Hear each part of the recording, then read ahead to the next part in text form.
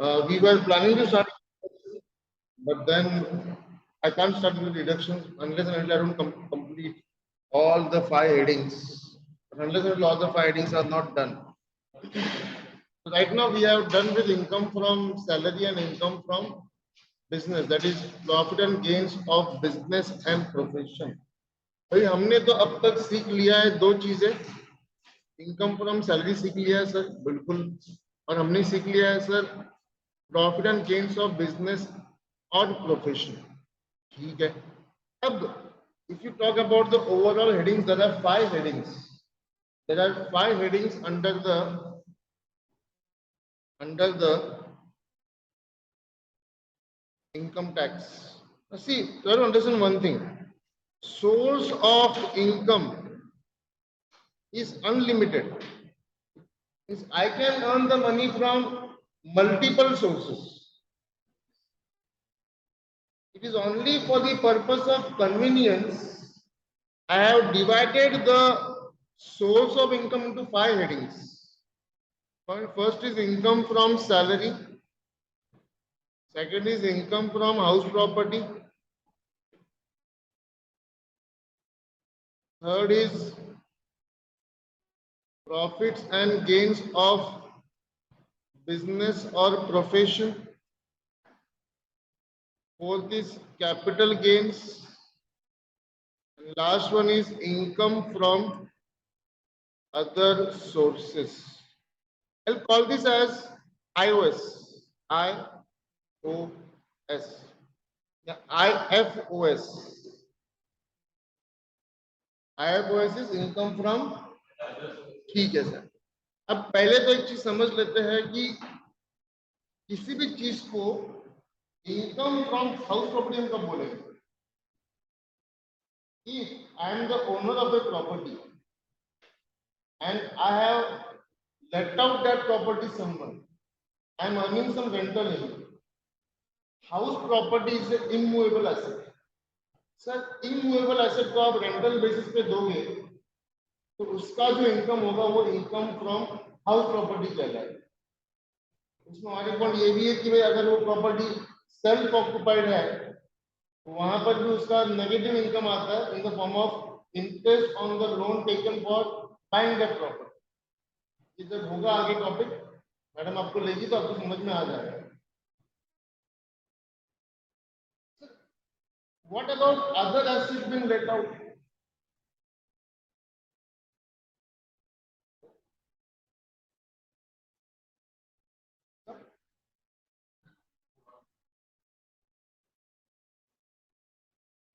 हाँ चलेगा ना।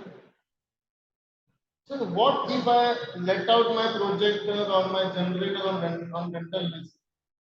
I give cameras, DSLR cameras on rental basis, 500 rupees or 400 rupees per day. My query is, sir इसका income कहाँ पर आएगा? तो ये तो मूवेबल प्रॉपर्टी हो गई। सर मूवेबल प्रॉपर्टी का जो इनकम होगा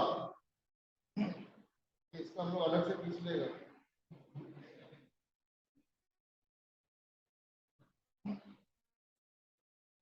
आवडली बेस्ट में लेगा सर तो मूवेबल एसेट्स को अगर हम लोग रेंटल बेसिस पे देंगे तो वो इनकम फ्रॉम हाउस प्रॉपर्टी पे नहीं आएगा। तो 2 पॉसिबिलिटीज है भाई, उसको सैलरी तो बोल नहीं सकते। Let us say I am giving my vehicle on rental basis to the tourist. अगर वो मेरा फुल टाइम बिजनेस होगा it will come under the heading profits and gains of business or profession. But then I may be only a part-time lender. Like I let out my car on weekends. वो मेरा full time occupation नहीं है, मेरा कोई office नहीं है, मेरा कोई फुल टाइम एम्प्लॉय नहीं है। I just go by word of mouth and I just go by some contact within my local areas, and anyone who needs the vehicle, they take it on hire basis from me.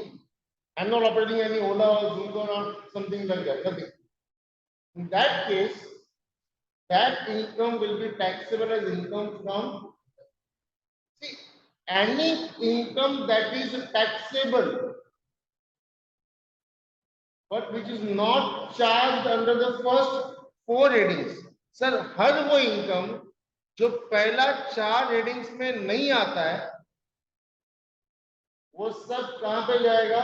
Income from, सबका मान लीजिए जो कहीं नहीं जाएगा वो सब other source में आएगा। Be very clear sir. Money received under keyman insurance policy, sir employer से एम्प्लॉय को मिलेगा तो इनकम फ्रॉम सैलरी में जाएगा। हमने एक पॉइंट पढ़ा था profits in lieu of salary, उसमें एक पॉइंट ऐसा था एनी चेंजेस या compensation paid for changes in the terms and conditions of the appointment is called as profits in lieu of salary. मैं जहां पे एम्प्लॉयड हूं उस कंपनी ने मेरे टर्म्स एंड कंडीशन चेंज कर दिए, रिटायरमेंट बेनिफिट्स कम कर दिया, बेसिक सैलरी बढ़ा दिया, बोनस जो है एवरी ईयर देते थे अभी वो कम कर दिया, तो दे मेड सम चेंजेस, इसका मुझे फायदा नुकसान दोनों हुआ and they are compensating me by paying ₹5 lakh. कहां से मिला? पहले एम्प्लॉयर से मिला, that will be called as income from salary. और एक चीज sir, any money received for change or termination of employment is again income from salary if it is received from the, या एम्प्लॉयर से मिलेगा तो वो इनकम फ्रॉम सैलरी कहलाएगा। अब मैं आपको सिचुएशन देता हूं, Vivek is working with a company XYZ company, he is working on an annual package of 10 lakh rupees, ठीक है, बढ़िया है, और उसमें क्लॉज है you can't leave the job for the next 3 years, and if you terminate then you have to pay the company penalty of 10% of your annual package। तो मान लो 10 लाख का 10% 1 लाख रुपए आया, ठीक है। कंपनी PQR अप्रोचेस विवेक, और विवेक को बोलता है कि भाई मैं तेरे को 10 नहीं 12 लाख देता है तो मेरे पास आ जा। विवेक कहता है सब ठीक है, 12 लाख भी ठीक है, मुझे यहाँ पे पेनल्टी पे करना पड़ेगा इसलिए मैं नहीं आ सकता। 12 लाख वहां मिलेगा, यहाँ पे 10 लाख मिल रहा था, 1 लाख पेनल्टी जाएगा, मतलब नेट मेरा वहां पे 11 लाख ही रहेगा, मोटा मोटी एकदम एग्जैक्ट फिगर की बात कर रहे हैं। PQR कंपनी बोलता है काम कर, तेरे को ज्वाइनिंग के पहले हम लोग 2 लाख रुपया बोनस देते हैं, प्री ज्वाइनिंग बोनस। क्या दे रहा है? Is he an employee of PQR Limited? PQR Limited join करने का पहला 2 लाख रुपया दिया विवेक को, किस खुशी में दिया? सब प्री ज्वाइनिंग बोनस दिया। आप मुझे बताओ, is it income from salary? Is it income from salary? No, he is not on paper the employee of PQR Limited. He will be the employee, he will be the employee of PQR Limited at some point of time, but फिलहाल वो employee नहीं है।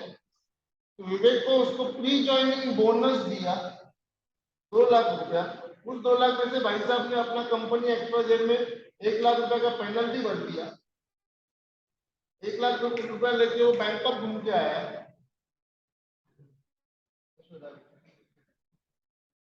और फिर नया company join करे, ठीक है, नया कंपनी ज्वाइन करेगा, अकाउंट रिटर्न मिलेगा, उसके बाद का जो पेमेंट मिलेगा वो सब इनकम फ्रॉम सैलरी कहलाएगा। My query is what about this pre joining bonus of ₹2 lakh? He was nowhere the employee of PQR Limited, that shall be taxable as income from other source। जो income पहला 4 heading में नहीं आता है वो सब बचा कुचा रेसिडुअल हेड है, इसको बोलते हैं residual head. In income tax language this is called as a residual head, जिसका कोई नहीं है उसका income from other source, simple सा बात। अभी हमको डिस्कस करना है sir income from other source में कौन सा इनकम आता है? तो हम सबसे पहले बात करेंगे something called as casual income.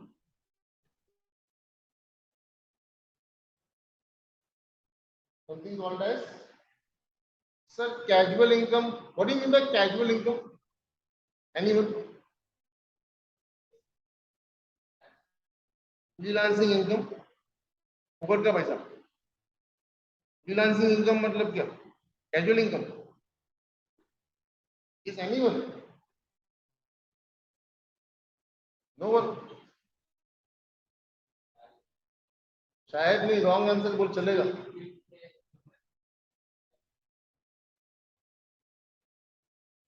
Casual income first of all means, casual income first of all means unexpected income.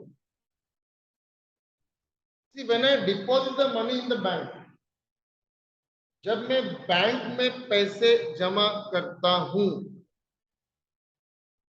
थोड़ा ये से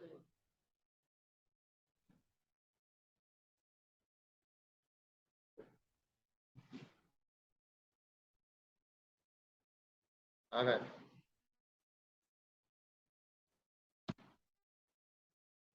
Putting on the camera, nothing else. Because when you watch these videos later on, वो engagement level अच्छा होता है बच्चों लोग।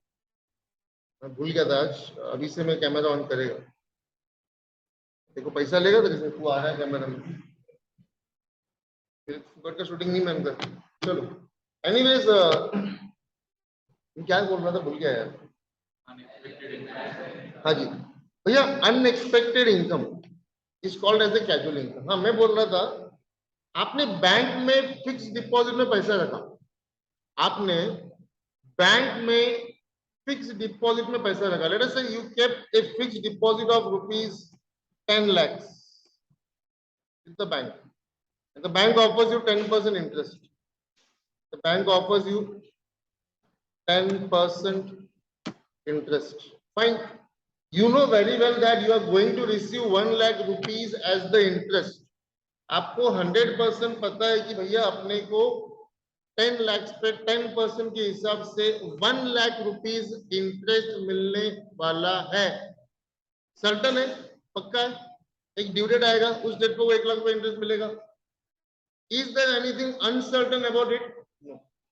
चलो, विवेक को हमने भेजा एक गेम शो में,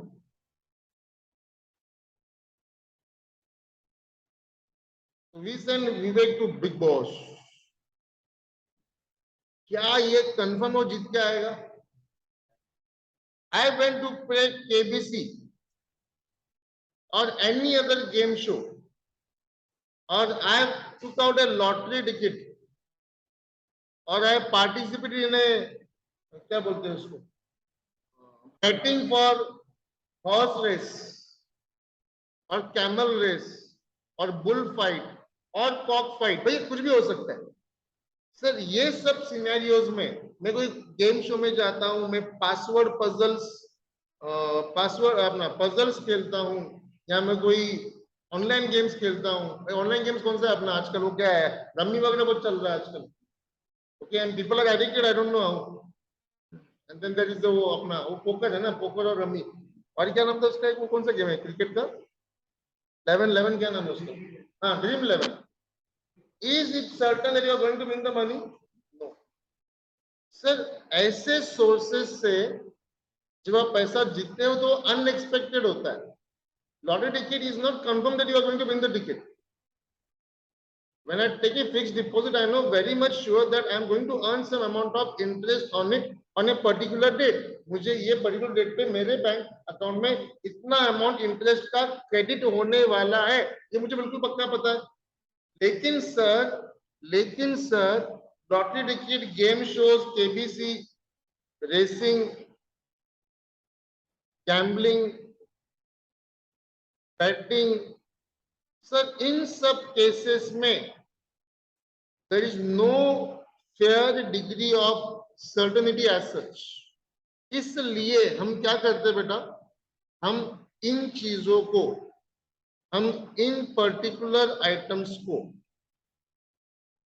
कैजुअल इनकम कहते हैं। और भैया कैजुअल इनकम जो भी होगा ना, वो 100% टैक्सेबल होगा इनकम फ्रॉम अदर सोर्स पे। और इतना ही नहीं सर, उसके ऊपर फ्लैट 30% टैक्स लगता है। इसके ऊपर फ्लैट 30% टैक्स लगता है। तो imagine I am billing 1 crore, that is 100 lakh rupees in KBC. I won't receive 100 lakhs।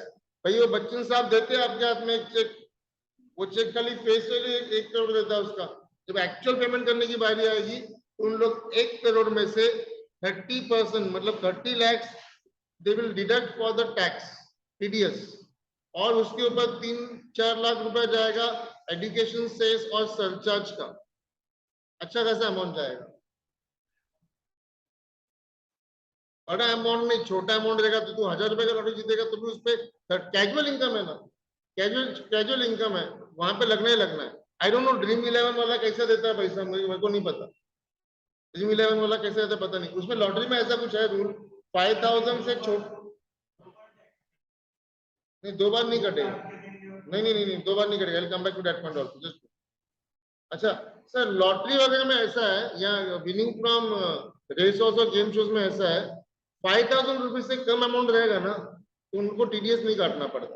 5000 के ऊपर रहेगा तो 100% टीडीएस काटना है। Now, one of the query the student had is that sir दो बार टैक्स कटेगा क्या? मतलब पहले टैक्स कट के मेरे हाथ में केबीसी का 1 करोड़ रुपए कट के आया मेरे हाथ में 67 लाख, मान लो 67 लाख मेरे हाथ में आया, 30% टैक्स कट गया, ठीक है, कोई दिक्कत नहीं है सर। सर उसके बाद मैं जब मेरा रिटर्न फाइल करूंगा मैं फिर से टैक्स पे करूंगा? ना ना बेटा, ऐसा नहीं होगा। बेटा तुमने ऑलरेडी टैक्स भर दिया है।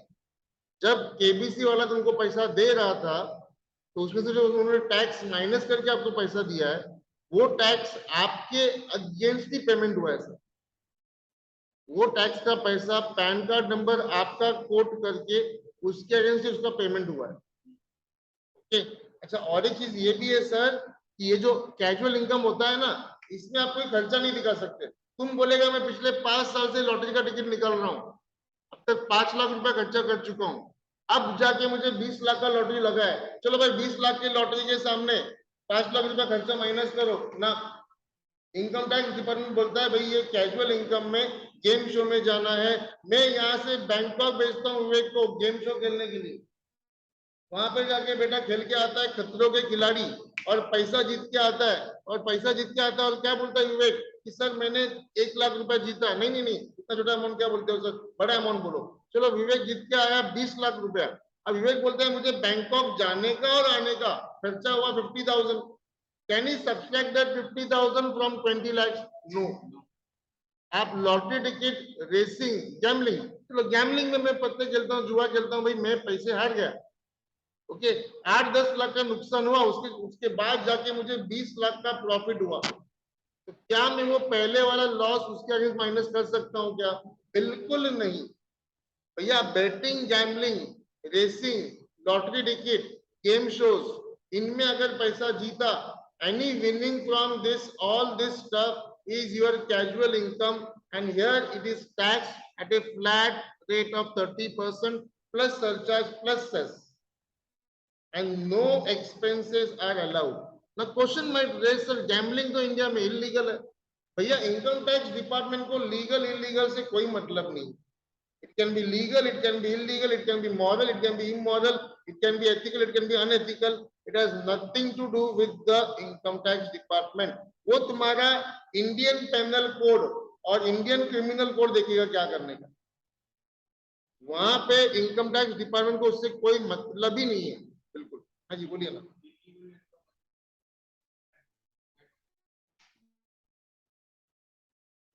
Good question.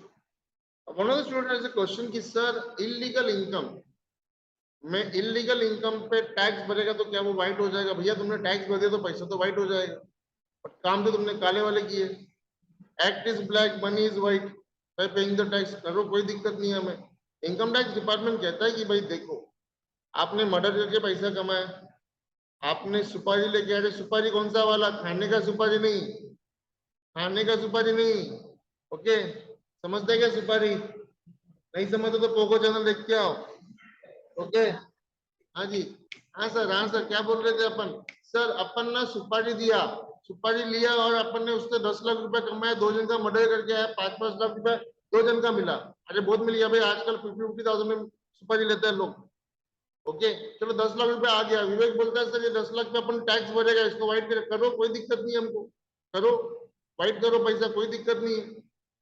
ये इनकम टैक्स का लुकआउट नहीं है कि तुमने पैसा कैसे कमाया, तुम पैसे कैसे भी कमाओ उसके ऊपर टैक्स तुमको भरना है, उसके ऊपर आपको टैक्स पे करना है। आप ये नहीं कह सकते कि भाई मेरा ये इलीगल इनकम है तो मैं इसको टैक्सेबल नहीं करेगा। अच्छा, यहाँ पर है ना एक बहुत बढ़िया सा केस है, कुरैशी केस बोलते हैं इसको, कुरैशी केस। अभी कुरैशी केस जो था ये बहुत पहले का केस है, जो था केस लैंडमार्क केस। अब हुआ क्या था, ध्यान दो, हुआ क्या था।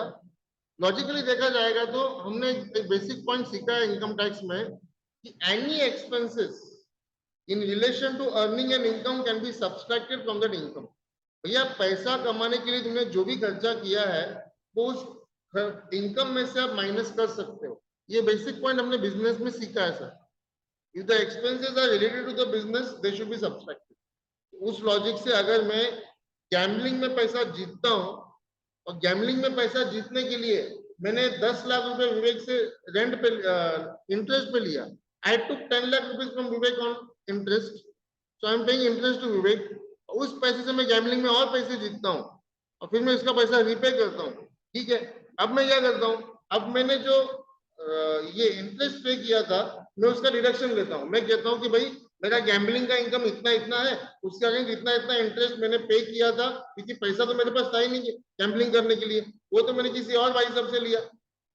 इनकम टैक्स डिपार्टमेंट में पहला ऐसा कुछ रूल नहीं था। अब कुरैशी वाले केस में क्या हुआ था हम बात करते हैं। भैया कुरैशी था एक बहुत बड़ा नामचीन स्मगलर। ओके, 90s और 80s में स्मगलिंग बहुत चलता था इंडिया में, तब कस्टम ड्यूटी बहुत हाई था। भैया तब कस्टम ड्यूटी बहुत हाई था, मतलब इंडिया में अगर तुमने कोई एक टीवी इंपोर्ट किया, मान लो उसका कस्टम वैल्यू 10,000 है, तो आपको आपको उसके ऊपर स्टैम्प अपना कस्टम ड्यूटी भरना पड़ता था 200%। यू हैव टू पे कस्टम ड्यूटी ऑफ 200%। मतलब 10,000 का टीवी तुमने इंडिया के बाद जापान से लाया, उसके ऊपर 200% ड्यूटी पे करके वो टीवी कितने का हो गया, 30,000 का हो गया। कितने का हो गया टीवी वो। और स्मगलिंग वाला क्या करेगा, वही टीवी तुमको 8 से 10,000 में लाके देगा स्मगलिंग करवा के, तो तुम क्यों नहीं लेगा, तुम 100% लेगा सर। ये बंदा करता था स्मगलिंग। स्मगलिंग में वो गोल्ड सिल्वर इलेक्ट्रॉनिक गुड्स जो भी करता होगा उससे अपना कुछ मतलब नहीं। अब एक बार क्या हो गया, इसने बहुत सारा स्मगलिंग कर रहा था। अच्छा, विवेक ने जैसे बोला वैसा ये बंदा भी विवेक ही था अपना। ओके, नाम भले विवेक है बट काम अब उसके विवेक वाले थे ही नहीं। वो क्या करता था, वो बहुत सारा स्मगलिंग करता था और एकदम शुद्ध भारतीय था वो। मतलब बोलता था भाई मैं काम भले कुछ भी करूं बट अपन टैक्स भरेगा, अपन टैक्स भरेगा। और वो हर साल स्मगलिंग का इनकम दिखाता था और उसके ऊपर टैक्स भर के विवेक के लैंग्वेज में अपना पैसा वाइट करता था। चलो भाई वाइट, हमको क्या दिक्कत है। अब एक बार कस्टम वाले ने उसका माल पकड़ लिया, स्मगलिंग का जो गुड्स था, कार्गो था, it was caught by the customs. Okay, and custom वालों ने कहा कि भाई अभी ये हम लोग नहीं छोड़ेगा, माल पकड़ लिया और खत्म बात। जब कर लिया उन्होंने, seized the goods that were been smuggled by this Qureshi. अब कुरैशी भाई साहब को नुकसान हो गया। चलो मान लो लॉस हुआ 1 लाख रुपए का, 1980 की बात है, 1 लाख बहुत बड़ा अमाउंट है। आज का 20 लाख रुपए तो बिका 1 लाख रुपए का। 1 लाख रुपए का उसको नुकसान हो गया। अब भाई साहब ने क्या किया, जब रिटर्न फाइल करने की बारी आई तो दिखाया कि भाई स्मगलिंग से इतना इतना इनकम हुआ, लेकिन उसने दिखाया कि इतने बार में एक बार मेरा कस्टम ने माल पकड़ा था तो 1 लाख का नुकसान भी हुआ। उसने वो loss due to seizure of the goods क्या दिखाया उसने, loss due to seizure of the goods. भाई साहब ने क्या किया, माइनस किया और उसने दिखाया इनकम, कैसे से उसका टोटल स्मगलिंग इनकम दिखाया 20 लाख रुपया, उसके अगेंस्ट उसने वो 1 लाख रुपया माइनस किया। Income tax officer called as the assessing officer. भैया असेसिंग ऑफिसर ने क्या किया, असेसिंग ऑफिसर ने क्या किया, उसने कहा कि भाई ये खर्चा हम लोग अलाउ नहीं करते, ये खर्चा नहीं चलेगा। ठीक है भाई। कुरैशी साहब ने बोला वाह भाई वाह, जब मैं स्मगलिंग करके पैसा कमा रहा था उसका इनकम तुमको चलता है, उसका एक्सपेंसेस नहीं चलता, आपको तो देना ही पड़ेगा डिडक्शन। मैटर गया कोर्ट में, मैटर गया लास्ट में कोर्ट में। कोर्ट ने कहा कि भाई साहब, इनकम टैक्स डिपार्टमेंट, इनकम का बेसिक मतलब होता है income as well as negative income. Negative income is also called as income under the income tax act. तो नेगेटिव इनकम मतलब लॉस। नेगेटिव इनकम का मतलब क्या होता है बच्चे लोग? कुरैशी जी को इनकम टैक्स डिपार्टमेंट ने कहा कि भैया आपने इतने साल से रिटर्न फाइल किया है, सब बराबर है, और ये जो इनकम आपने दिखाया है वो इलीगल इनकम है। क्योंकि इन्होंने आपका इलीगल इनकम टैक्सेबल किया है, तो आपका इलीगल जो एक्सपेंसेस होगा वो भी इनको अलाउ करना पड़ेगा। इस तरीके से इनकम टैक्स केस हार गया, और कोर्ट ने कहा कि भाई वो जो loss because of the seizure of goods है, इलीगल स्मगलिंग से जो गुड्स ला रहा था वो पकड़ा गया, उसका जो नुकसान हुआ 1 लाख का, आप माइनस कर सकते हो। अब टेक्निकली कुरैशी केस जीत गया था, इनकम टैक्स डिपार्टमेंट ने उसको वो 1 लाख रुपया लॉस अलाउ भी कर दिया, बट इनकम टैक्स डिपार्टमेंट कहाँ सुनेगा बात। उन्होंने नेक्स्ट डे पे नया अमेंडमेंट लेके आया। नेक्स्ट डे पे इनकम टैक्स में नया चेंज किया। क्या चेंज किया वो? कि भाई इसके आगे हम लोग इलीगल एक्सपेंसेस अलाउ नहीं करेंगे। उस केस के पहले ऐसा कोई प्रोविजन था ही नहीं इनकम टैक्स एक्ट में कि भाई इलीगल एक्सपेंसेस नहीं देने, नहीं अलाउ करेगा। और क्योंकि वो केस उन लोग टेक्निकली हार गया था, इसलिए उन्होंने एक नया प्रोविजन लाया। They made an amendment in the income tax act and they added a point that no expenses shall be allowed against earning the income by illegal means or unlawful means. तो technically case कौन जीता था? कुरैशी। और ultimately जीत किसका हुआ? Income tax department का। तो हार के जीतने वाले को क्या कहते हैं? इनकम टैक्स डिपार्टमेंट कहते हैं। क्या बोलते हैं? चलो भाई, तो किया होगा 1980 में, सब जम मैनेज हो जाता था तभी। आज भी होता है मैनेज, लोग मना करके बाहर आता है। क्या तकलीफ है देखो।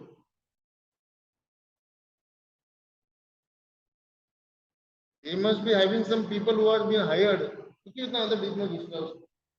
हो गया, केस खत्म हो गया, पुलिस भी नहीं है अभी दुनिया में, टेंशन मत ले। ये डिविडेंड इनकम अपन नेक्स्ट लेक्चर में डिस्कस करेगा। डिविडेंड इनकम और गिफ्ट, दो पॉइंट्स बहुत बढ़िया है इजी, बढ़िया पॉइंट्स है। मुझे बहुत दिन से लेक्चर नहीं हुआ मेरा, क्योंकि बहुत दिन से लेक्चर नहीं हुआ क्या मेरा? ये टॉपिक अभी लगभग मेरा दूसरे बैच में ऑलमोस्ट काफी हद तक आगे चला गया है।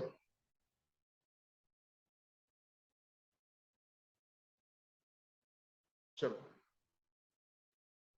अलग अलग पॉइंट से पढ़ते हैं इनको लाइन वाइज। फोर्थ पॉइंट से शुरू करता हूँ मैं। फर्स्ट सेकंड थर्ड पॉइंट मैंने स्किप किया फिलहाल। फर्स्ट पॉइंट पे तो एक अलग पूरा लेक्चर होगा, डिविडेंड एंड डीम्ड डिविडेंड। एक पॉइंट है आपका, इंटरेस्ट रिसीव्ड ऑन कंपनसेशन और enhance compensation is deemed to be the income in the year of receipt. क्या मतलब है सर इसका? सर इसका मीनिंग क्या है?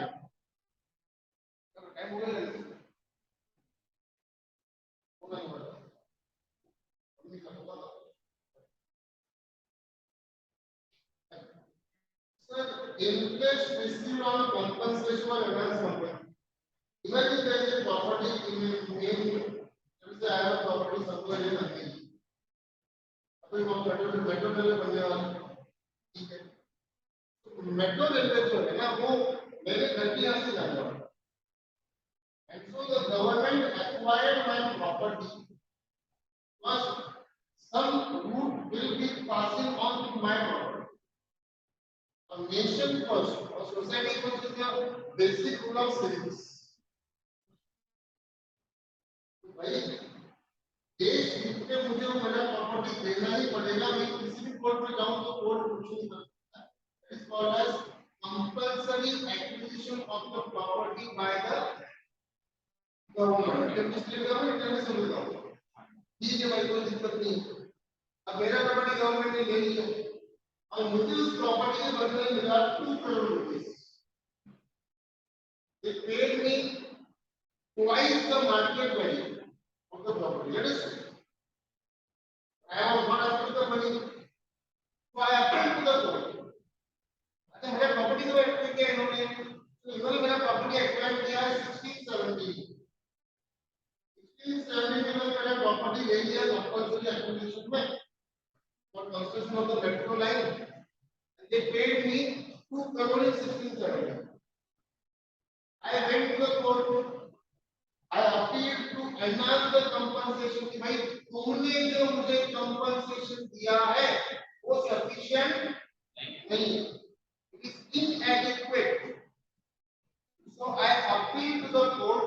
इनका सन पास का केस चला, अल्टीमेटली कोर्ट ने मेरा compensation क्या किया, एनहांस किया, मतलब बढ़ा के दिया, रेस किया। आप मुझे बताओ मेरा प्रॉपर्टी कब दिया था गवर्नमेंट ने 1670 में। चलो कोर्ट ने मेरा कंपनसेशन बढ़ा के और 1 करोड़ देने बोला, मान लो property was return over in 1670। पैसा अभी चल रहा है 2022-23 या प्रॉपर्टी लिया था आपने 1670 में, पैसा मैंने 2 करोड़ दिया, अभी 1 करोड़ दे रहे हो। ये 1 करोड़ के ऊपर आपको मुझे क्या पे करना पड़ेगा, इंटरेस्ट पे करना पड़ेगा for delayed payment. You are delayed the payment by so many years, so you have to pay me interest. अब देखो डिलेड पेमेंट में जो कंपनसेशन मिलता है वो कैपिटल गेन्स का पार्ट है, तो मैं उसका डिस्कस नहीं करना चाहता। Compulsory acquisition of my property is a capital asset. Transfer of capital asset का मतलब कैपिटल गेन, जब हम डिस्कस करेंगे। जब वो 1 करोड़ मिला उसके बाद नहीं चल रहा है, उसके ऊपर इंटरेस्ट मिलेगा, उसके ऊपर क्या मिलेगा, इंटरेस्ट मिलेगा। सब वो इंटरेस्ट कहां पे टैक्सेबल होगा, इनकम फ्रॉम। अच्छा आई पे the income tax, I pay the income tax. I paid income tax for the year 2018-19. तो मैंने ज्यादा पे कर दिया सर, मुझे रिफंड मिलेगा। क्या मिलेगा, इनकम टैक्स का पैसा रिफंड मिलेगा। तो मुझे इनकम टैक्स का पैसा रिफंड मिला 2020। पैसा पेमेंट कब किया था टैक्स का 18-19। आपका मतलब गवर्नमेंट के पास कब से है 18-19, वापस कब देगी गवर्नमेंट आपको, इसलिए मेरा रिफंड नहीं दिया, मुझे दे दिया रिफंड। सर जितने साल तक पैसा गवर्नमेंट ने यूज किया, government won't pay me only the refund of the money of income tax, it will also pay me some interest on income tax. पहला सवाल, refund of income tax is a income or not? income tax refund income है कि नहीं, नहीं है, income नहीं है। अब क्या मतलब income नहीं है, refund of income tax is a income or not? No.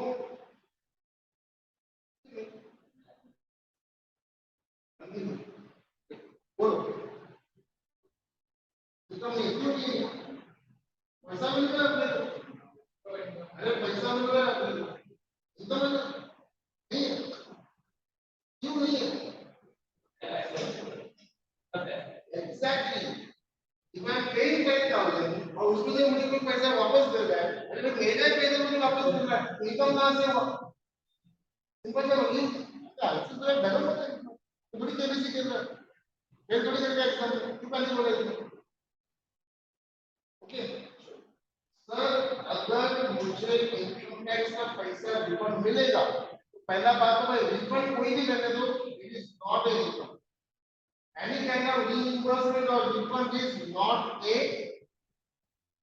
भाई और बहनों, जब वो रिफंड मिलता है ना, तो जैसे टाइम लैग जब आपने पेमेंट किया तो जब रिफंड मिलता है, तो उतने टाइम का है जिस दिन आपने पेमेंट किया, जिस दिन आपको रिफंड मिला, उसमें एक टाइम गैप होता है। उस टाइम गैप के लिए आपको इंटरेस्ट मिलता है। क्या मिलता है? That interest on income tax refund is also taxable under income from, talk about something called as casual income। थोड़ा सा उसको और एलाबोरेट करते हैं कैजुअल इनकम को।